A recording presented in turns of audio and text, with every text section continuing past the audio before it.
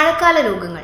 മഴക്കാലമാകുന്നതോടെയാണ് ആരോഗ്യത്തെ കടന്നാക്രമിക്കുന്ന പല രോഗങ്ങളും ഉണ്ടാകുന്നത്. പകർച്ചപ്പനി, ചുമ, ജലദോഷം എന്നീ രോഗങ്ങൾ ഈ കാലത്ത് അധികമായി കണ്ടുവരുന്നു. ഒന്ന് ശ്രദ്ധിച്ചാൽ ഇത്തരം രോഗങ്ങളെ അകറ്റി നിർത്താം. ഈർപ്പം നിലനിൽക്കുന്നതും തണുപ്പ് കൂടുന്നതും കൊതുക്, ഈച്ച ഇവയുടെ എണ്ണം പെരുകുന്നതുമാണ് മഴക്കാല രോഗങ്ങൾ വർദ്ധിക്കാനുള്ള പ്രധാന കാരണങ്ങൾ. സാധാരണ മൺസൂൺ രോഗങ്ങളുടെ പട്ടികയിൽ ഇന്ന് പ്രധാനി പനി തന്നെ. ചികിത്സിച്ച് ഭേദപ്പെടുത്താൻ കഴിയാത്ത പനി ഇല്ലെന്നാണ് ഡോക്ടർമാരുടെ അഭിപ്രായം. പക്ഷേ ചികിത്സ യഥാസമയം ലഭിക്കണം. പനിയെ സാധാരണ രോഗമായി ഇന്ന് കരുതാനാകില്ല. അലക്ഷ്യമായി വലിച്ചെറിയുന്ന പ്ലാസ്റ്റിക് കപ്പുകൾ, ചിരട്ട, ടിന്ന്, ബക്കറ്റ്, മറ്റു പാത്രങ്ങൾ തുടങ്ങിയ ഇടങ്ങളിൽ നൂറുകണക്കിന് കൊതുകുകൾ നമ്മുടെ പരിസരത്ത് പെരുകുന്നതിന് കാരണമാകാം. അതിനാൽ ആഴ്ചയിൽ ഒരിക്കലെങ്കിലും ഇപ്രകാരം മഴവെള്ളം കെട്ടി നിൽക്കുന്ന പാത്രങ്ങളും മറ്റും മറച്ചു കളയണം. ഓടകളിലെയും സെപ്റ്റിക് ടാങ്കിലെയും മറ്റും മലിനജലത്തിൽ മുട്ടയിട്ട് പെരുകുന്ന അനോഫിലസ് ക്യൂലക്സ് വിഭാഗത്തിൽപ്പെട്ട കൊതുകുകളാണ് പ്രധാനമായും പകർച്ചവ്യാധികൾ ഉണ്ടാക്കുന്നത്.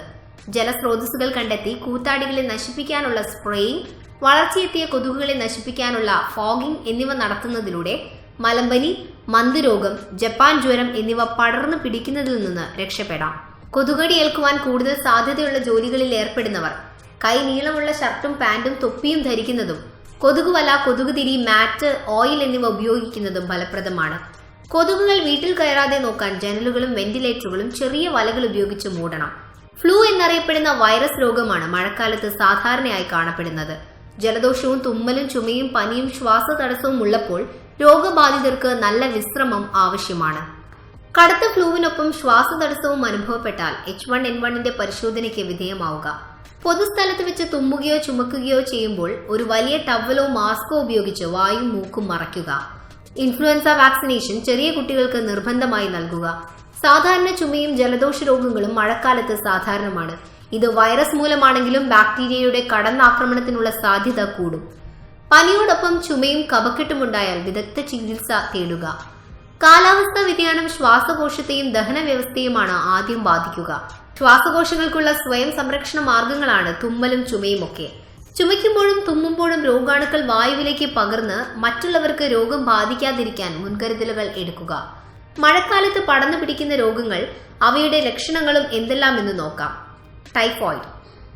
സാൽമോണില്ല ടൈഫി എന്ന ബാക്ടീരിയ അണുബാധയെ തുടർന്നാണ് ടൈഫോയിഡ് ഉണ്ടാകുന്നത്. ലോകം മുഴുവനായി കാണപ്പെടുന്ന ഒരു പകർച്ചവ്യാധി. ക്രമേണ വർദ്ധിച്ചു വരുന്ന പനി, തലവേദന, വയറുവേദന, ക്ഷീണം, വയറിളക്കം ഇവയാണ് പ്രധാന ലക്ഷണങ്ങൾ. ഭക്ഷണത്തിലൂടെയും വെള്ളത്തിലൂടെയും അകപ്പെടുന്ന മാലിന്യങ്ങളാണ് രോഗത്തിന് ആധാരം. മലേറിയ അഥവാ മലമ്പനി. അനോഫിലസ് കൊതുകുകളിലെ പെൺവിഭാഗമാണ് രോഗം പരത്തുന്നത്. ഇവ പെറ്റുപെരുകുന്നത് വെള്ളത്തിലൂടെ.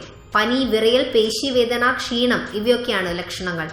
ഈ അസുഖത്തിനുള്ള പ്രതിരോധ മാർഗം കൊതുക് പെറ്റുപെരുകുന്ന സാഹചര്യങ്ങൾ കെട്ടി നിൽക്കുന്നത് ഒഴിവാക്കുക എന്നതാണ്. ചിക്കൻ ഗുനിയ. ലക്ഷണങ്ങൾ പനി, തലവേദന, സന്ധികളിലെ വീക്കവും അതികഠിനമായ വേദനയുമാണ്. പനി കുറഞ്ഞാലും സന്ധിവേദന നീണ്ടു നിൽക്കും. നനഞ്ഞ തുണി വീക്കമുള്ള സന്ധികളിൽ ചുറ്റിവെക്കുന്നത് വീക്കം കുറയ്ക്കാനും വേദന കുറയ്ക്കാനും സഹായിക്കും. ഡെങ്കിപ്പനി. ഡെങ്കിപ്പനി പരത്തുന്നത് കൊതുകുകളാണ്. പനി, ശരീരവേദന, സന്ധിവേദന, ശരീരം ചുവന്നു തടിക്കൽ ഇവയാണ് ലക്ഷണങ്ങൾ. എല്ല് നുറുങ്ങുന്ന വേദന അനുഭവപ്പെടുന്നതുകൊണ്ട് ഈ രോഗം ബ്രേക്ക് ബോൺ ഫീവർ എന്ന പേരിലും അറിയപ്പെടുന്നു. എന്തെല്ലാം ഒഴിവാക്കണമെന്ന പോലെ എന്തെല്ലാം ഉൾപ്പെടുത്തണമെന്നതും പ്രധാനമാണ്. വൈറ്റമിൻ സി അടങ്ങിയ ഭക്ഷണങ്ങൾ കൂടുതൽ കഴിക്കുകയും കുടിക്കാൻ ശുദ്ധജലം മാത്രം ഉപയോഗിക്കുകയും ചെയ്യുക.